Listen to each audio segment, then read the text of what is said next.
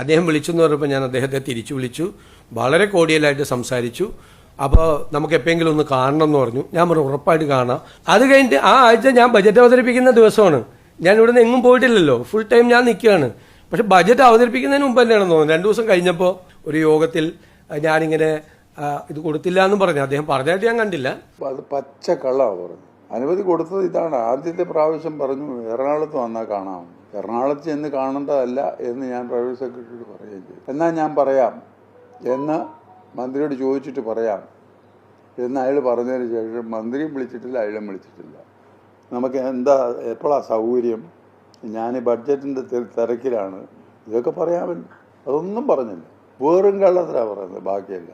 ഞാൻ പിണറായി വിജയനെ അവിടെ പോയി കണ്ടിട്ടില്ല.